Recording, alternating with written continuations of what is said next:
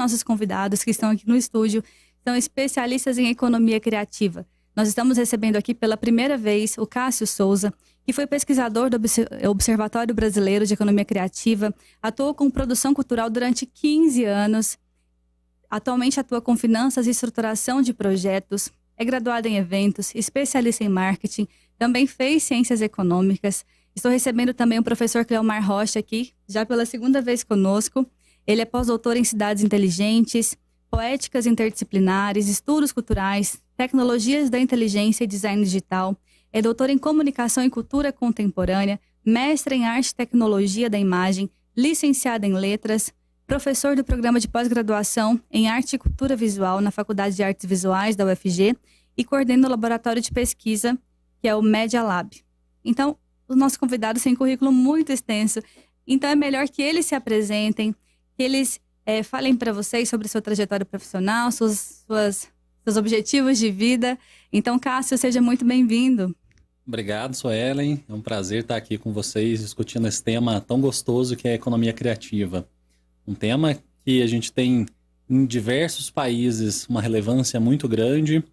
No Brasil, a gente ainda caminha a uns passos mais lentos um pouquinho, mas desde que Brasil é Brasil, a gente tem uma série de valorização dos povos, né, naturais do nosso país, até as situações culturais. Então, a gente vai discutir muita coisa boa aqui hoje e, poxa, o professor Cleomar é uma grande inspiração nesse assunto também. Então, o bate-papo vai ser bastante gostoso. Bem-vindo, professor. Muitíssimo obrigado. Prazer estar aqui uma vez mais, Suelen, Cássio, falando sobre um tema de relevância ímpar, gostoso, que é como a criatividade mobiliza a nossa economia, como é que ela constrói as nossas riquezas, gera emprego, renda e transforma o país em um país melhor. E falando em economia criativa, eu não posso deixar, Cássio, de enviar um abraço para o nosso querido Décio Coutinho. O Décio que esteve presente na estruturação da Secretaria da Retomada, era nosso superintendente do trabalho, emprego e renda, e que também fazia ações ligadas à economia criativa, tanto que a economia criativa, está dentro das competências da Secretaria da Retomada. Então, Décio, estamos com saudade de você. Ele não pôde estar aqui conosco hoje, né? Ele agora está em outro estado. Então, mas aprendemos muito com ele.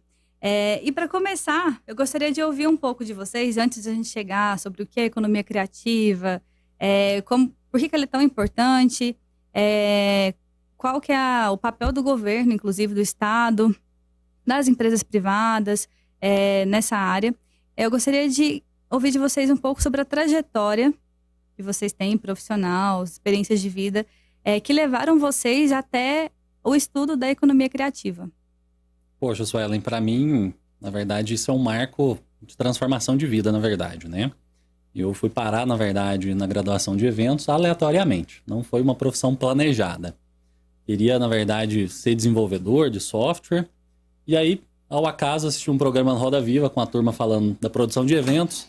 Já era algo que eu fazia meio que nos bastidores, onde eu trabalhava como estágio. Eu falei, poxa, existe uma faculdade disso? Então, deixa eu procurar um pouco mais de informações sobre essa profissão. E aí, naturalmente, acabei me apaixonando, né? Trabalhei por quase 15 anos com produção cultural aqui em Goiás, diretamente, desde eventos de música, teatro, de cinema, de animação.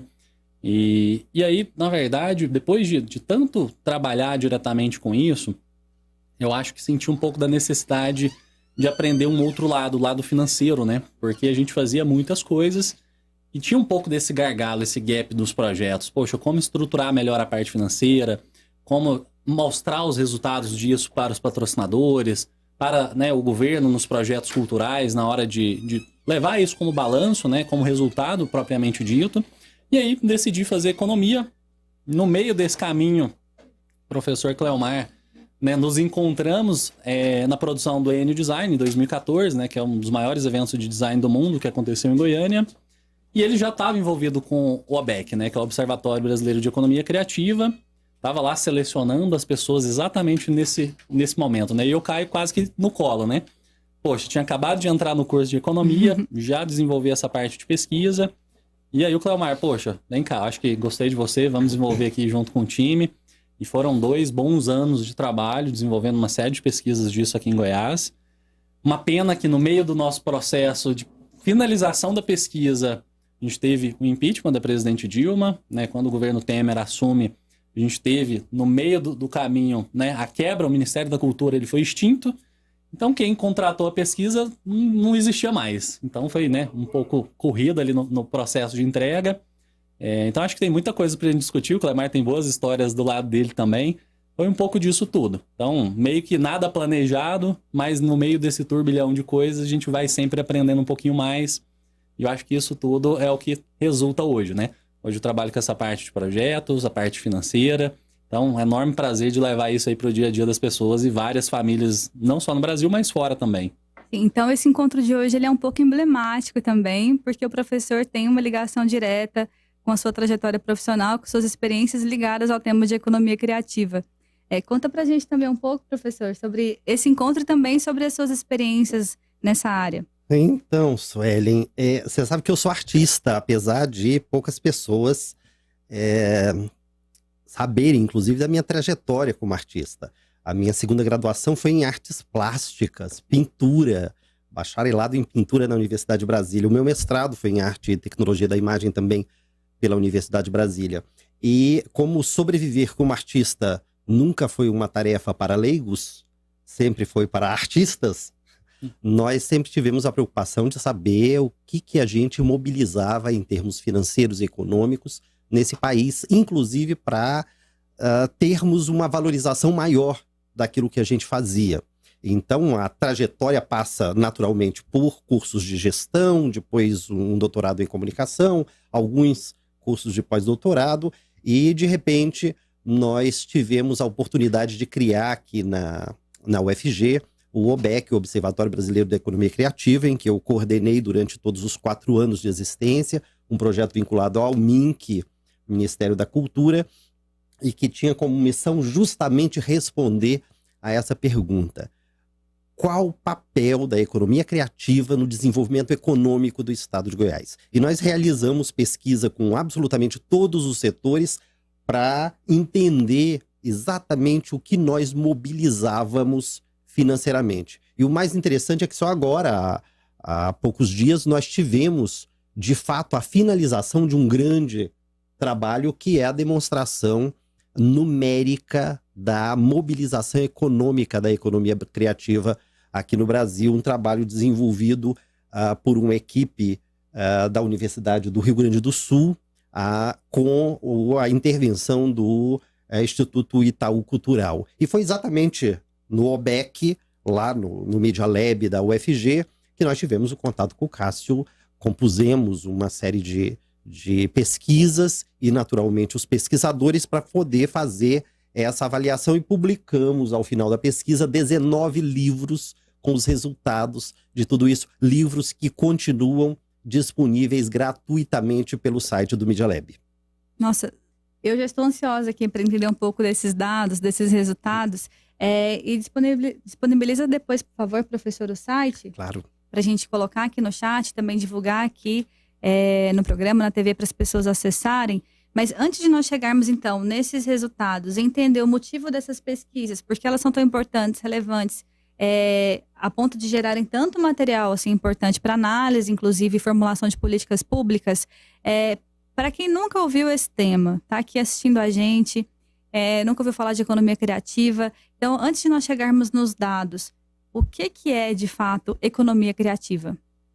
Boa pergunta, viu, Suelen? Isso, para quem está nos assistindo, acho que é legal a gente falar primeiro o que é economia, inclusive, né? Porque às vezes as pessoas se confundem muito com isso, acham que é sobre investimentos, sobre finanças, e não tem muito a ver com isso. Quando a gente vai partir para o estudo de ciências econômicas, a gente está falando de tudo aquilo que é produzido, desenvolvido, consumido na economia de um país, de uma cidade, de um bairro, por exemplo. Então, todo aquele conjunto de produtos, bens e serviços que ocorrem numa determinada localidade, a gente tem uma série de possibilidades de medições. A grosso modo, o que é mais conhecido em um determinado país é o PIB, por exemplo, né? Produto Interno Bruto. E assim a gente consegue medir o que é produzido e consumido entre um país e outro. É a grande maneira de se comparar o que um país produz em relação a outro, por exemplo. Quando a gente parte para essa junção de economia criativa, é exatamente o que os setores criativos, tidos como criativos, estão produzindo numa determinada localidade, num determinado país. No Brasil, a gente tem reconhecido aí pelo Ministério da Cultura 19 setores. Outros países adotam áreas diferentes. Por exemplo, a gente tem desde a parte de teatro, música, games, literatura, artes plásticas, com fotografia, vídeo, cinema. São várias áreas. Então, alguns países adotam isso de maneiras similares, outros ainda não. Mas é só uma concepção, cada país tem a sua situação. Acho que o Cleomar, por ser artista, inclusive, né, de formação, desde de criança, acho que tem talvez até uma contribuição um pouco maior com essa visão sua também, né, Cleomar? Então, eu gosto de ouvir também essas definições, porque elas ajudam a fazer pensar, não é? A criatividade é utilizada como mola propulsora em uma diversidade de conjuntos e ecossistemas. E aí, desde moda, com toda a produção, e aqui em Goiás, moda e música tem um papel muito relevante no desenvolvimento da cultura e da economia, passando por arquitetura, games, que têm tido uma procura muito forte, o design, que é considerado como a pele da cultura, circo, dança, enfim, todo o patrimônio material e imaterial que nós temos estão enquadrados exatamente nesse segmento de economia criativa. E é muito interessante nós verificarmos como ele ativa outros circuitos, como, por exemplo, o turismo.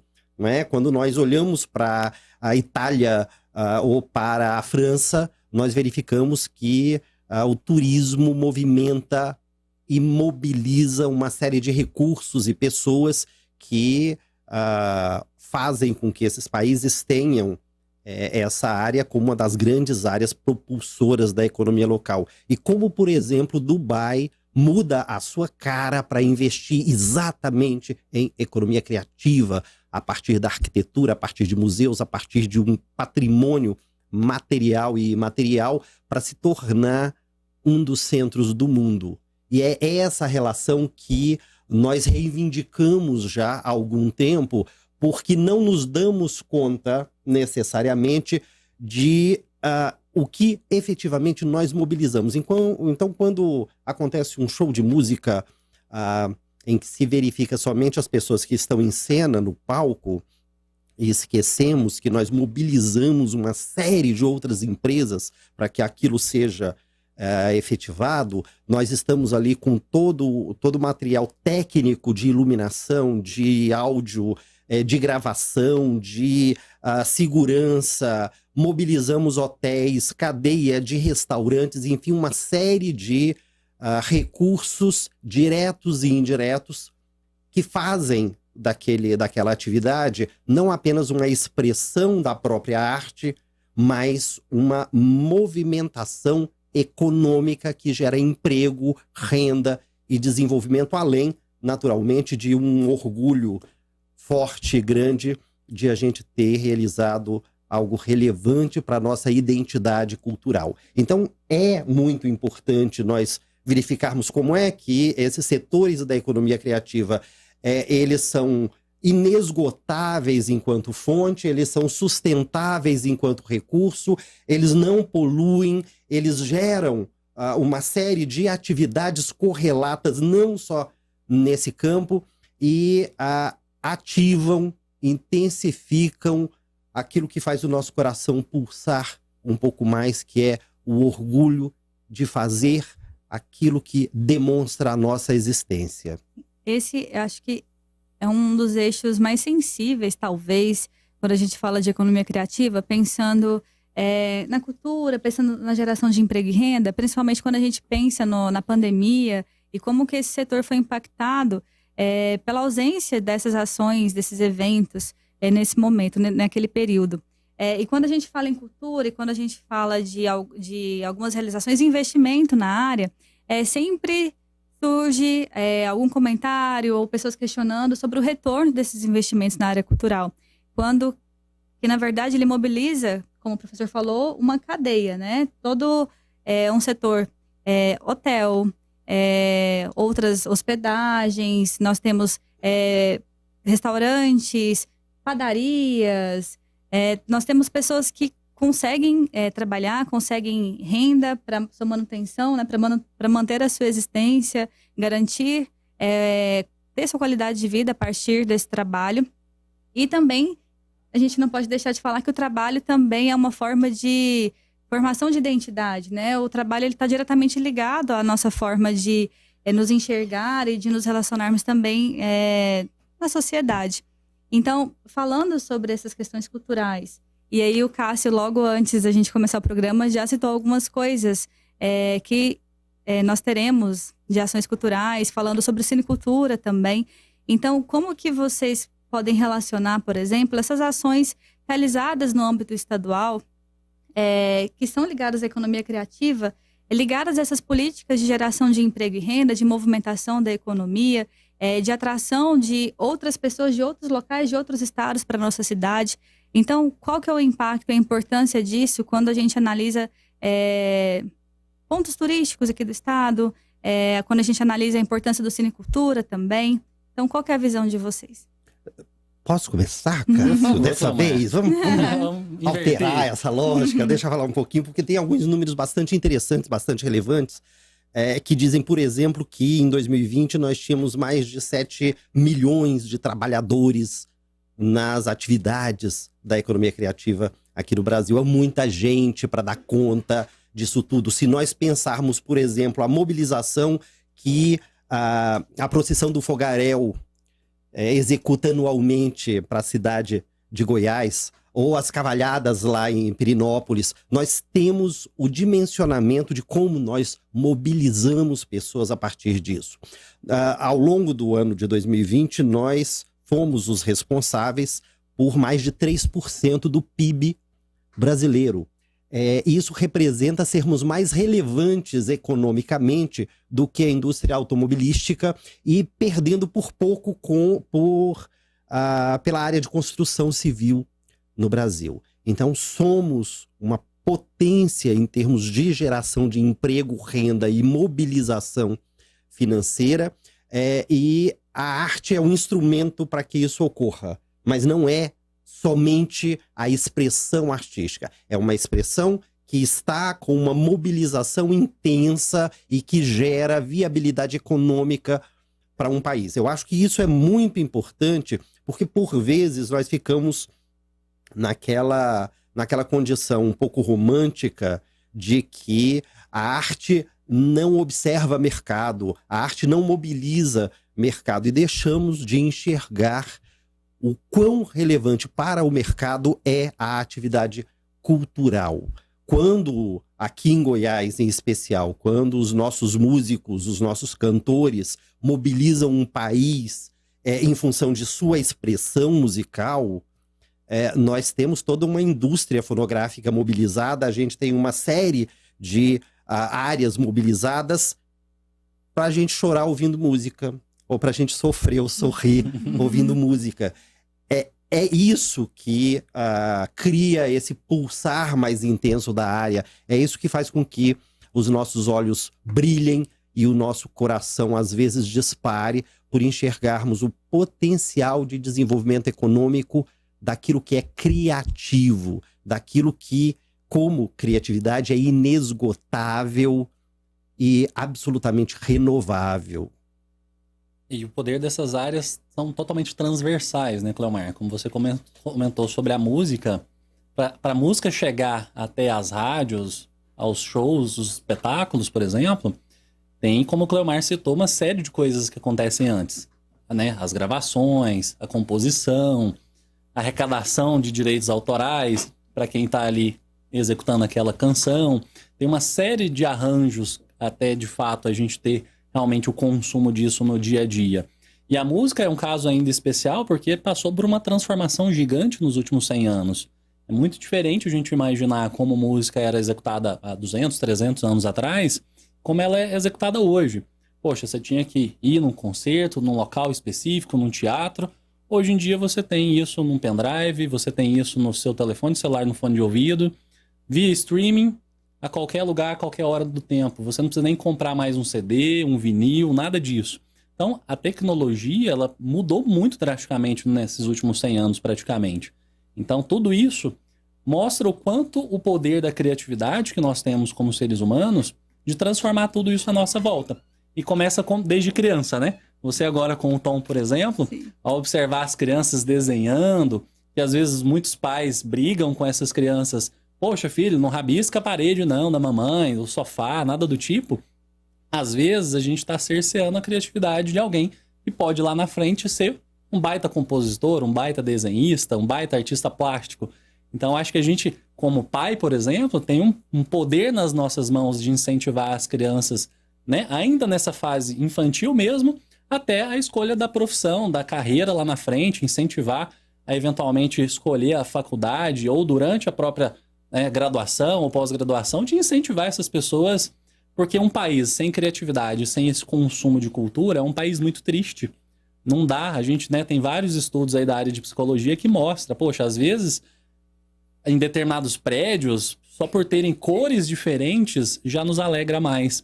Isso está totalmente ligado aí à arquitetura e paisagismo, a design, a obra de arte, né? Os artistas que a gente tem inúmeros no Brasil que estão mostrando a arte no mundo inteiro, por exemplo, né? Como Cobra, ou aqui a Bicicleta Sem Freio, né? Os goianos, né? Tem obras em Miami, Nova York, em vários lugares do mundo, trazendo exatamente essa felicidade para as pessoas no dia a dia, um pouquinho mais, né? Dessa visão artística que cada um eventualmente tenha. E aí destaco também a importância de nós termos espaços públicos ou eventos gratuitos ofertados pelos municípios, pelo Estado, para que todas as pessoas tenham acesso ao teatro, ao cinema, a músicas clássicas. Nós temos as orquestras aqui no nosso estado, que às vezes fazem eventos nos parques. Nós temos eventos também no Teatro Goiânia, que são eventos gratuitos, porque são sensações que a gente só tem e tem conhecimento delas quando a gente tem contato com as artes, né, com a cultura. Inclusive, há um tempo atrás eu estava conversando a respeito disso, de como que nós temos tantas sensações que são despertadas pela leitura ou por uma música diferente, por um filme que a gente assiste. Isso traz novas reflexões, traz novos conhecimentos e novas formas de enxergar o mundo também. E falando sobre isso, inclusive a nossa superintendente Raíssa Rodrigues, que é a superintendente hoje do Trabalho, Emprego e Renda, está de licença maternidade, retorna este mês. Estamos com muitas saudades e ansiosos pela sua volta, Raíssa. Ela está perguntando aqui onde que a gente encontra a programação cultural dos espaços tipo Cinecultura. E do Cinecultura a gente encontra no cultura.gov.br. Eu entrei no site aqui agora, inclusive, os cartazes estão atualizados.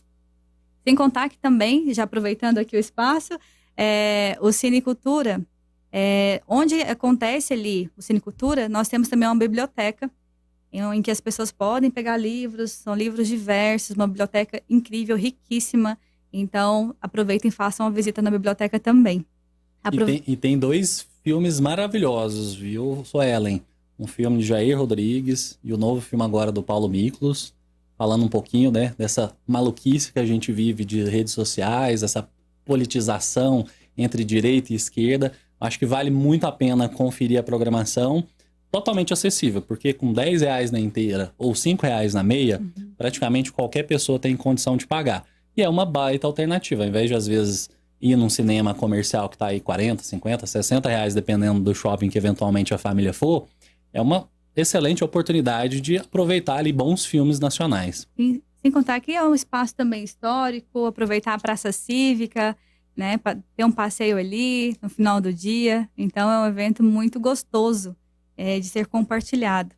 Quero mandar também um abraço para a Dirce Almeida, que está nos acompanhando, para a Raquel Liegen, abraço Raquel, para o José Maurício de Oliveira, para a Tatiane Alves, para Miriam Arraes, para o Eduardo Silva, para a Regiane Silva Brito, para Camila de Souza, para o Antônio Carlos, para Márcia Regina. Muito obrigada, gente. Deixem seus comentários, suas perguntas aqui também para os nossos convidados.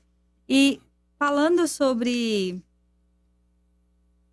a economia criativa e as pesquisas que foram desenvolvidas, falando agora sobre o OBEC, quais foram as perguntas que vocês procuraram responder nas pesquisas que foram realizadas? quais foram os resultados que talvez vocês não esperavam, que vocês encontraram? Os estudos, as pesquisas foram de encontro realmente com as expectativas ou não? O que vocês querem destacar? Então, eu queria falar alguma coisa antes de responder a sua pergunta, Suelen, porque como nós tocamos no momento pandêmico, eu queria destacar duas ações específicas. A primeira é que a criatividade, como ela é inesgotável, sempre encontra alguns outros meios de florescer. E a pandemia trouxe exatamente um florescimento do uso de mídia para que essa expressão permanecesse com a sua intensidade e criasse novas condições justamente de acontecer e alcançar o seu público. Nós tivemos uma renovação, nós tivemos uma série de novas discussões, novos formatos de consumo de cultura. A outra coisa que eu queria comentar é que eu fiquei extremamente abalado um determinado momento em que, em um grupo de WhatsApp, um vizinho meu comentou que depende de médico, depende de algumas profissões ou alguns profissionais, mas nunca dependeu de artista. E aquilo me chocou, porque quando a mãe embala o filho com canção de niná, estamos consumindo cultura. Estamos consumindo o que o artista faz. Quando nós ligamos a TV e assistimos a um filme, a uma novela, nós estamos consumindo o trabalho que artista fez. Quando a gente lê um livro, a gente está consumindo o que artista fez. Quando a gente ouve um rádio, ouve uma música, nós estamos consumindo o que o artista fez. E a arte, ela é, desde sempre, algo pertencente a absolutamente todos os povos em todos os tempos. É uma condição de existência de nós mesmos. É o único elemento que permanece em todas as nações, em todos os tempos, e nós temos todos os registros disso na história da civilização. Então nós devemos a essa condição da arte e da cultura a criação de identidade.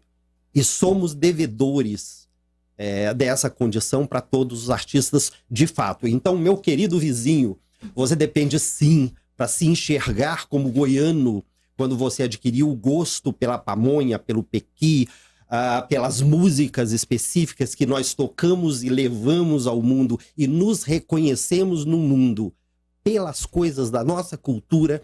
Isso se dá pelos nossos artistas, pelas pessoas que produzem cultura. Somos devedores, sim, e eu acho que isso é o que nós respondemos a partir da pesquisa desenvolvida ao longo de 4 anos no OBEC. As perguntas eram: como é que a gente deixa de ser entendido como aquele artista que precisa de um mecenas, precisa de um patrocínio para executar a nossa tarefa, e quando nós seremos reconhecidos como mobilizadores sustentáveis da própria economia do país.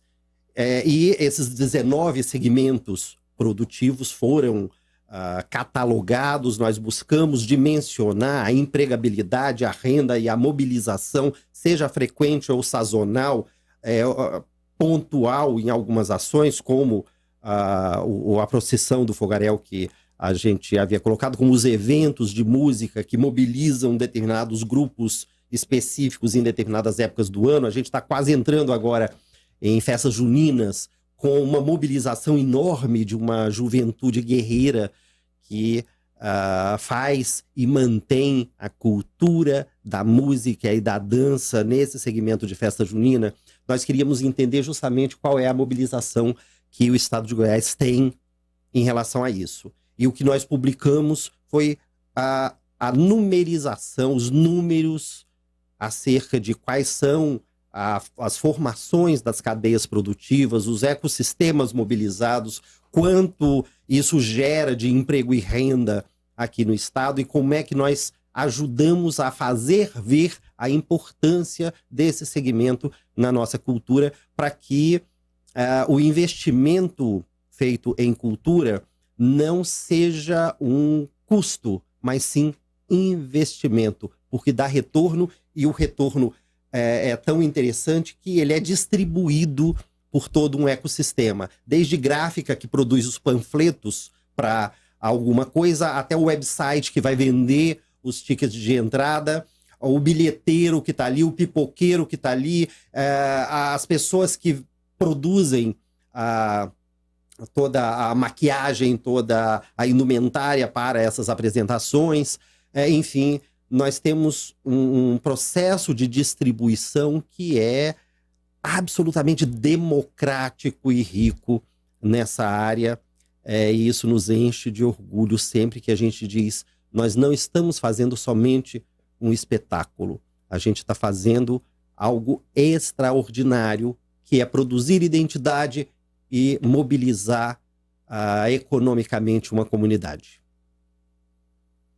Fiquei até arrepiado de escutar isso tudo, viu, Suelen? Porque, de fato, a economia criativa tem um impacto muito forte, né? Como o Cleomar chegou a mencionar agora há pouco, o número brasileiro de aproximadamente 3%. Se a gente fizesse uma adaptação aí mais ou menos para o PIB goiano, que é de 270, 280 bi aproximadamente, isso só em Goiás daria algo entre 8 e 9 bilhões. É muita grana. E se a gente tiver todo um aparato governamental, desde das esferas, né, federal, estadual e municipal, criando incentivos para que artistas, para que profissionais tenham acesso aos editais de licitação, a equipamentos culturais como um teatro, um museu, para apresentar o seu trabalho, a gente tem ao longo do tempo um efeito, né, escala, um efeito cascata absurdo. Eu lembro, por exemplo, de analisar dados do FICA, que é o Festival Internacional de Cinema e Vídeo aqui de Goiás, que a gente tem aproximadamente um efeito multiplicador de 4 vezes. Então, para cada R$1 que a gente, né, com o governo, ou que nós, eventualmente, da cadeia, injetamos na produção como um evento como esse, a gente tem um retorno de 4 vezes. Então, é um número muito grande.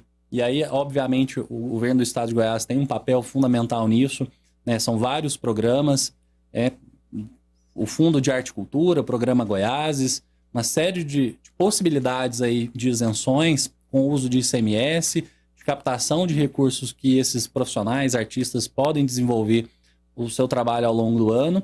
E aí realmente a gente precisa, claro, do outro lado também, dessas pessoas se preparando cada vez mais. Acho que as universidades, os institutos de pesquisa, eles têm condições de trazer subsídio de informações cada vez melhores para que essas pessoas consumam isso de maneira gradativa, consigam absorver isso e consigam traduzir isso também nos projetos. Porque não adianta só simplesmente bater na porta de uma empresa e falar: olha, queria R$1 milhão, R$500 mil para apresentar o meu show aqui, por exemplo. Eu preciso provar, né, com A mais B, por que aquele show, aquela apresentação deveria ser considerada como um bom investimento para aquela empresa. Tem um impacto de marca, tem uma série de situações que eu acho que aí a gente, de fato, cria todo um arranjo de consumo, de produção em todas essas áreas criativas, como o Cleomar citou. E isso também é muito importante, na verdade, é essencial para o setor público. Quando esses eventos são realizados, aí nós temos os eventos tradicionais, mas temos outros que são realizados também pelo Estado, e outras ações nós precisamos justificar por meio de estudos, por meio de viabilidade, qual que é a importância e qual que vai ser o retorno desse projeto. Quantos empregos serão gerados, quantas pessoas serão impactadas diretamente, indiretamente, né? Se nós vamos investir X, vale a pena investir?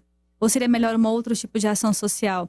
Então, é a partir desses estudos que o Estado bebe também para poder fazer seu planejamento, fazer seus projetos, que nós conseguimos também fazer um evento. Então, é um círculo, né, virtuoso, círculo virtuoso, nesse sentido de precisamos fazer o projeto, a gente vê essa demanda, essa necessidade, vê os estudos, as pesquisas são feitas, justifica essa viabilidade, faz o evento, tem esse retorno. Isso alimenta também a pesquisa, os pesquisadores, as universidades com material. Então, e a partir disso a gente vai fortalecendo o desenvolvimento econômico, né? Porque ele é construído e ele precisa se manter no longo prazo para ser um desenvolvimento. Então, esses estudos, eles são essenciais para que o Estado consiga desenvolver, formular e manter as políticas públicas. E preservar um direito específico que é de acesso à cultura. Nós temos uma Constituição que indica esse direito de acesso. E, naturalmente, que ao estabelecer o direito à a saúde, a educação, a cultura, a habitação, nós temos todo um trato de reconhecimento social do valor disso. E para além de uma necessidade estratégica de trato dessa sensibilização via cultura, nós ainda trabalhamos exatamente princípios de sociabilidade para amenizar relações de tensão em uma sociedade e evitar coisas como a gente viu recentemente, como escolas sendo invadidas e alunos sendo agredidos e agredindo pessoas. O trabalho com cultura é um trabalho de apaziguamento social, de organização dessas relações de convivência pela diversidade do potencial expressivo de um povo. É um trabalho que apazigua exatamente essa nossa condição de inquietos que somos em todos os lugares. Essas brincadeiras infantis, os jogos, a música, a diversão, a ludicidade é um aprendizado de convivência, é um aprendizado de regras e um exercício da própria sensibilidade. E isso é uma causa dada pela cultura e pela arte. E como a gente poderia cobrar mais, né, como sociedade, Cleomar? Porque quando a gente olha as linhas, claro que o Estado, né, o governo brasileiro tem uma infinidade de coisas para tomar conta, desde segurança, educação, saúde, como o Cleomar citou. Mas quando a gente olha a última linha, a linha da cultura, é uma linha ainda muito pequena de verba pública. A gente reclama, artista X ou Y tem X milhões. E muito questionado, né, Cássio? Porque toda a verba que é endereçada à cultura, existem aqueles que dizem, mas isso não pode acontecer porque a gente está precisando de verba nisso, nisso e naquilo, sem considerar exatamente esses aspectos que o trabalho em cultura ajuda a saúde mental das pessoas, ajuda a saúde física das pessoas, ajuda a educação das pessoas, ajuda o desporto, enfim, ativa uma série de circuitos que amenizam, previnem atropelos sociais de diversas ordens. Trabalhar com cultura deixa a sociedade mais saudável. Exatamente. E só para vocês terem em casa também um parâmetro, a verba empenhada gasta no passado pelo governo do estado foi aproximadamente 50 milhões de reais. É um dinheiro muito pequeno. Esse ano eu sei que a verba é um pouquinho maior, mas tá anos-luz do que de fato a gente precisaria como sociedade para colher todos os frutos, os benefícios por conta disso. Se a gente compara com a verba que o estado de Goiás arrecada, né, de todos os impostos, todas as fontes de renda, isso dá 0,2% da arrecadação do governo do estado. A gente poderia ter, obviamente, uma ampliação desses números muito superiormente, como alguns países investem, né? A Inglaterra, por exemplo, tem mais ou menos 10% da arrecadação investido na economia criativa, diretamente, fazendo a economia pulsar cada vez mais. Então a gente, como sociedade, poderia cobrar um pouco mais. E aí, começando desde as esferas federais até chegando ao nível municipal. A gente poderia investir muito mais do que a gente investe hoje. Sim. E antes de voltar, Cássio, no que você comentou, e também no que o professor Cleomar Rocha falou, tem uns comentários aqui que eu quero ler para vocês. A Miriam Arraes tinha comentado antes, excelente colocação. A Raíssa Rodrigues diz o seguinte: projetos que estimulem o acesso à cultura são a saída para levar o conhecimento para a população, além de estimular o setor como um todo. E a Miriam, ela tem uma história muito bonita com um projeto que a gente já conversou, inclusive, ela teve na época da escola. Ela diz assim: concordo, Raíssa, teve um projeto de violão popular na Escola Pública João Bênio, que estudei, e sem dúvida mudou a vida de todos que participaram do projeto. Inclusive a Miriam toca e canta lindamente. Abraço, Miriam. Eu lembro de a Miriam contar a respeito desse projeto e de ficar até emocionada, falando da experiência dela enquanto aluna e com esse projeto que foi um marco na vida dela. Então essas ações, elas são muito importantes desde quando nós somos bem pequenos, né? Desde a época da escola, essas ações culturais, esse incentivo, esse estímulo, como o Cássio deu o exemplo de riscar a parede, né? Esses estímulos para que nós possamos nos desenvolver. E aí eu quero pegar um gancho nisso, porque eu estou aqui pensando, enquanto a gente fala sobre a economia criativa, sobre o estímulo das pessoas não só cobrarem também enquanto sociedade ações culturais ou do Estado, mas também usufruírem dessas ações e desses espaços culturais. Como que a gente pode pensar também no estímulo quando a gente já está nessa idade que nós estamos, adultos, pensando no nosso local de trabalho? O professor Clamar falou sobre ecossistemas, e essa é uma palavra também muito importante. A gente fala também sobre ter um espaço, trabalhar de forma holística, às vezes. Como que a gente pode utilizar a economia criativa enquanto um modelo também de gestão dentro das empresas que a gente trabalha, dentro do Estado, do setor público, para conseguir desenvolver projetos ou para conseguirmos cultivar bons relacionamentos, para ter um resultado melhor, talvez na condução de um projeto, na condução de alguma ação?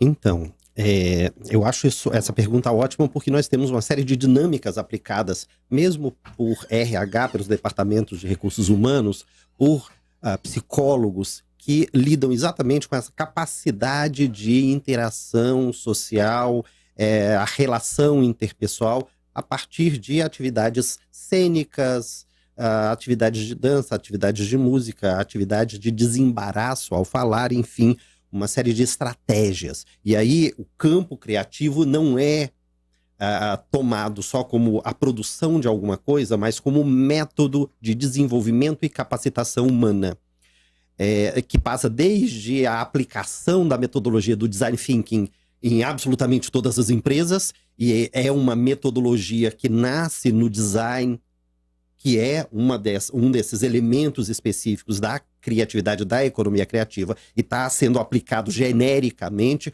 com resultados ótimos, até essas dinâmicas de inter-relação pessoal que nós fazemos costumeiramente nas capacitações no segmento empresarial, para que as pessoas, enfim, lidem melhor com as pressões, as rotas de colisão, os conflitos pontuais, e aprendam que diversidade é algo relevante e que cultura é estratégica para o desenvolvimento humano e social.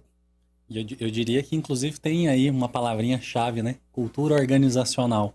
Como todas as informações, inclusive, são repassadas adiante nas próximas gerações dentro da própria empresa. Porque sai um colaborador de uma determinada área, por exemplo, e o próximo que chega, às vezes, não tem o conhecimento necessário para tocar aquela demanda que ele tem ali no dia a dia. E isso remonta exatamente uma das áreas da economia criativa, que é as culturas populares. Se a gente voltar no tempo, a gente vai identificar que as histórias eram passadas de geração em geração, à volta de uma fogueira, ou de um momento de alimentação das famílias. Isso desde tempos antigos, 500 anos atrás, 1000 anos atrás. E hoje, a gente um pouco, né, obviamente com essa tecnologia, essa questão tão fluida no dia a dia, a gente começa a perder um pouco dessas coisas como um todo. E as culturas populares tentam exatamente resgatar isso, não só dentro, obviamente, das empresas, na parte de cultura organizacional, mas no dia a dia. Poxa, às vezes as histórias que os nossos avós contavam quando era criança, os tios, né, as brincadeiras, inclusive, brincar de peão e outras brincadeiras que hoje, às vezes, na escola, as crianças sequer sabem o que é isso, né? Por conta do celular, dos joguinhos eletrônicos, que é lindo e maravilhoso também. Mas é importante a gente resgatar essas ações que eram realizadas no passado também. E aí tá aí um papel da área de economia criativa fantástico para a gente desenvolver ao longo do dia a dia.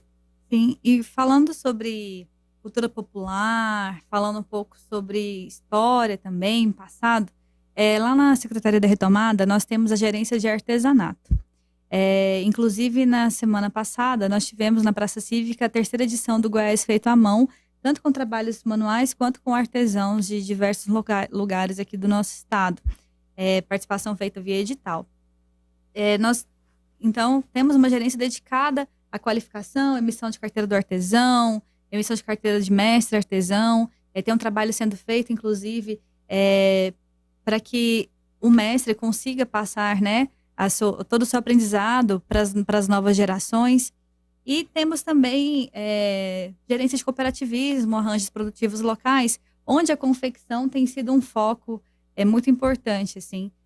Desde não só as reuniões para levar cursos de corte e costura, modelagem, como também entrega de máquinas audaces para poder fomentar os arranjos produtivos ligados à confecção. Eu estou falando isso porque o professor falou sobre a moda. Então, nós temos, inclusive, pelo Cotec, cursos ligados à moda, corte e costura. E tem também a questão do artesanato, que carrega toda uma questão identitária e cultural. Então, sobre essas áreas que ganharam destaque, inclusive, na retomada, e tem essas gerências específicas, devido à economia criativa, que está ligada ali à nossa competência também, qual seria, talvez, a visão de vocês, ou até sugestões, ou como vocês têm visto essas políticas públicas ligadas a essas duas áreas, que tem hoje políticas, e aí dizendo, enquanto uma pessoa que trabalha na Secretaria da Retomada e tem presenciado as ações que são realizadas nessas áreas, e tem tido umas políticas públicas muito fortes em relação aos anos anteriores. Então, como que vocês analisam ou sugerem, ou quais são as expectativas que vocês têm em relação a essas áreas específicas que são muito fortes aqui em Goiás, relacionadas à nossa cultura?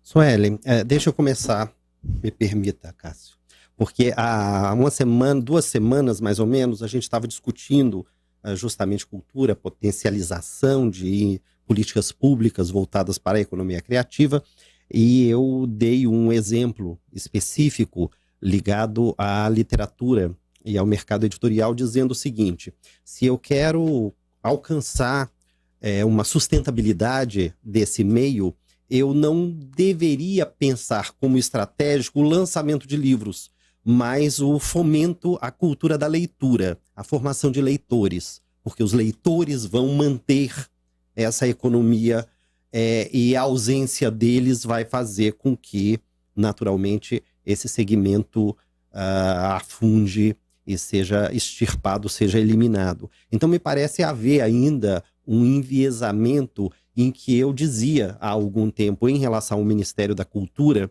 de que enquanto o Ministério da Saúde preservava a saúde da população, o Ministério da Cultura não provia o acesso da população à cultura, mas agia como um mecenas para colocar dinheiro na mão de artistas somente, sem a verificação devida do acesso à arte. Então, me parece que as políticas públicas, elas deveriam estar voltadas para a formação do consumo da cultura como uma estratégia de desenvolvimento, manutenção e sustentabilidade desses segmentos específicos, que passa pela valorização e valoração desses elementos, e não somente com os fazedores específicos, os players específicos da cultura. Então, me parece que o acesso é primordial para que haja a valorização e a valoração dos nossos produtos e desses segmentos. É incrível como, por exemplo, nós, em visita a grandes centros mundiais, não nos queixamos de pagar 12, 15 euros para acessar um museu, e aqui a gente, para pagar 10, 15 reais para acessar um de nossos museus, a gente às vezes acha que está caro, deveria ser gratuito, mas o investimento tem que ser na cultura da valorização, e não só na disponibilização. O acesso a isso deve prover a formação da cidadania para valorizar esses segmentos todos, seja do artesanato, seja da moda, para que a gente não fique, por exemplo, em uma disputa por baixar preço de produtos que são iguais, são réplicas uns dos outros. A criatividade, ela coloca um valor agregado específico aos produtos que faz com que eles tenham uma singularidade e, portanto, uma precificação um pouco maior, movendo setores econômicos relevantes. A perspectiva das políticas públicas, a meu ver, deveriam estar voltadas para essa construção de um ecossistema e não somente uma injeção de recursos para determinados segmentos ou determinados players específicos. A população é que precisa ter acesso à cultura para que a cultura seja pujante. E eu diria, inclusive, Tomar, que isso leva um nível de enraizamento nas pessoas muito grande. E quando a gente imagina, por exemplo, uma viagem que a gente gostaria de fazer a Pirenópolis ou a Cavalcante, por exemplo, a gente, ao invés de comprar todos aqueles, né, itens que a gente vai consumir na viagem, ou um lanche, ou qualquer coisa, né, de bebida, por exemplo, que a gente vai utilizar naquela localidade, a gente começa a mudar. Poxa, por que não deixar para comprar esses itens na cidade ou numa comunidade ali próximo para incentivar essas pessoas, por exemplo, né? Já que a economia faz isso, né, girar um pouco mais rápido, poxa, se eu tenho essa mudança de hábito, essa mudança cultural, isso tem um impacto social e econômico muito grande. Uma simples mudança de chave. Ao invés de comprar isso na capital, eu deixo para comprar, por exemplo, naquela cidade em que eu estou fazendo a visitação. E aí tem uma série de itens dentro daquela cidade para ser consumido. Um museu, um teatro, uma série de outros equipamentos culturais que a gente também pode consumir naquela localidade. Sim. E aí não deixando passar, como você mencionou sobre artesanato, por exemplo, a gente tem dentro das matrizes, né, dentro das pesquisas de economia criativa, as culturas indígenas, as culturas afros. E a gente tem em Goiás, poxa, as bonecas carajás, que são lindíssimas, já foram premiadas no mundo inteiro, já foram objetos de exposição em Paris, por exemplo. E a gente tem, por exemplo, os incentivos à cultura calunga também. Então, acho que a gente perpassa por todas essas áreas e eu acho que por isso que a economia criativa é tão rico. A gente tem um nível de transversalidade muito grande e essas áreas se conversam entre uma e a outra em diferentes momentos, né? Inclusive, você que está nos acompanhando, não deixe de valorizar a nossa cultura goiana, adquirindo os produtos que são produzidos pelos artesãos, adquirindo, comprando e acessando os espaços, inclusive, né? Cinecultura, indo ao Teatro Goiano, indo aos parques também, aproveitando e usufruindo desses espaços, ocupando, né? Nós estamos, inclusive, com um projeto agora que é o Oscar é Nosso, em parceria com a TBC, com a Secult, para que o espaço ele seja mais utilizado, incentivando principalmente a cultura, com histórias para as crianças. O professor falou a respeito das histórias, da contação de histórias. Então, nós teremos ações muito fortes no Oscar Niemeyer em breve, algumas já começaram. Então, é mais um espaço que poderá ser utilizado de forma muito, muito produtiva, vou dizer essa palavra aqui, ligando a economia criativa, pelas pessoas aqui em Goiânia e outras pessoas que vêm aqui nos visitar. Nós estamos chegando ao fim do programa e eu queria que vocês comentassem, falassem alguma coisa que talvez eu não tenha perguntado, que vocês sentiram falta. Então esse é o momento, abram o coração de vocês. Vá lá, Cássio. Poxa, uma pena que a gente está chegando nessa reta final, Suelen. Eu acredito que a gente, né, como consumidor, como produtor e um pouco de cada ao mesmo tempo, a gente, né, como população, a gente precisa ir atrás daquilo que a gente gostaria de ser valorizado. Tem uma série de coisas sendo realizadas por diferentes entidades, não só em Goiânia, mas em diferentes cidades do nosso estado. A gente tem diferentes pontos de culturas, daí desde cultura hip hop, uma série de outras apresentações, e às vezes a gente critica, né? Poxa, essa determinada estilo musical não deveria ser incentivado em detrimento de outro. Acho que a gente precisa também fazer uma reflexão interna, né? Poxa, se eu quero consumir algo que eu gosto, ok, você tem todo o direito a isso. E o outro, da mesma forma, tem todo o direito de ter acesso a essas apresentações. Então, acho que a gente tem aqui diferentes entidades, a UFG é uma delas, o Governo do Estado é outra, o SESC, tem diferentes equipamentos, não só em Goiânia, mas em todo o estado, para prover aí de cultura, de ações, que a gente pode consumir, desde valorando, incentivando, com o pagamento até ações gratuitas mesmo para quem às vezes em determinados momentos não tem ali condição de eventualmente pagar isso. Então, eu queria reforçar a perspectiva de que cultura é o que a gente faz. São as ações, é o nosso modo de performar na vida, né, de atuar na vida. O que a gente gosta, o que a gente consome, o que a gente, quando está em outros lugares, vê e fala, puxa, isso tem a cara de nossa casa. Quando a gente está longe de casa e sente vontade de comer pamonha, pegar um pequi, enfim. Isso define essas ações, essas valorações, esse gosto define a nossa identidade cultural. E isso é aquilo que nasce com a gente a partir das nossas experimentações, do legado dos nossos pais, do nosso contexto. Tudo isso é cultura, e cultura é estratégica para o desenvolvimento de uma sociedade.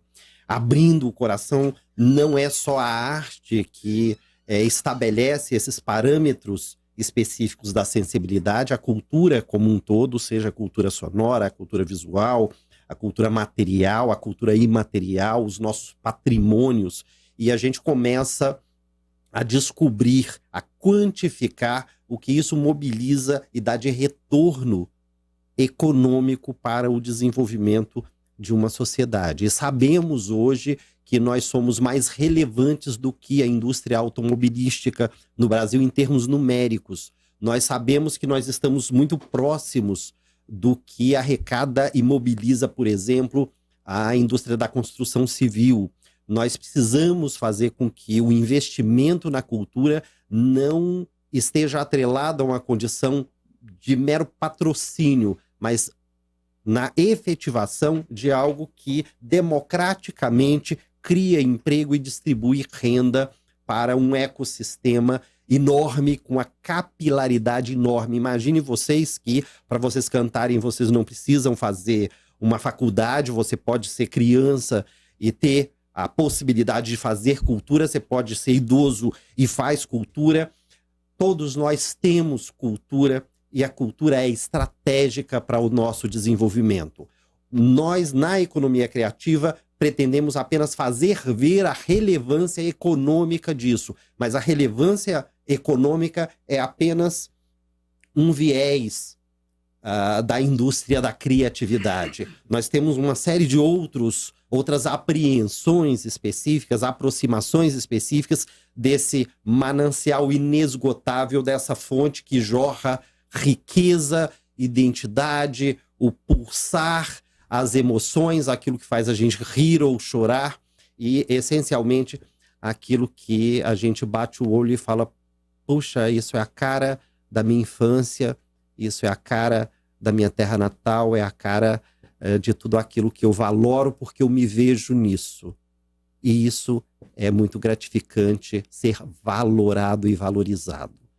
Consumimos cultura, fazemos cultura o tempo inteiro, quando a gente está preparando o nosso arroz de cada dia, quando a gente vai a teatro ou vai à praça. Cultura é o que a gente faz o tempo inteiro. E nós ativamos uma sociedade a partir da cultura.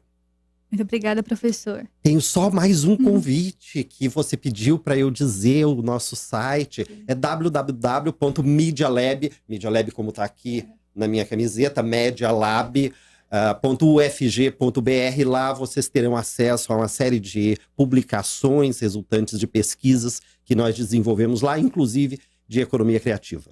O senhor já veio preparado para propaganda. Merchandising, vestindo a camisa. Literalmente. Um artista dato, né? Sim. E Cássio, onde as pessoas podem te encontrar também? No Instagram, principalmente, Cássio Souza. Tem aí uma série de conteúdos sobre finanças e cultura que as pessoas podem acessar também. E, professor, tem algum canal em que as pessoas podem acessar o seu trabalho? Certamente pelo site lá do Media Lab, e também pelo perfil específico na Faculdade de Artes Visuais da Universidade Federal de Goiás, que é a fave.ufg.br. Vai lá em corpo docente, tem lá os meus contatos. E, na verdade, em rede social, como eu lido com tecnologia, cleomar.rocha, ou rocha.cleomar, em redes sociais, é bem fácil de me alcançar. Muito obrigada, Cássio. Muito obrigada, professor Cleomar. Eu espero que a gente tenha outras oportunidades, para que a gente tenha mais tempo para conversar. Espero que tenha sido proveitoso para vocês também, para quem está nos acompanhando. E hoje eu finalizo com uma frase do Steve Jobs, que diz: criatividade é a arte de conectar ideias. Até o próximo sábado.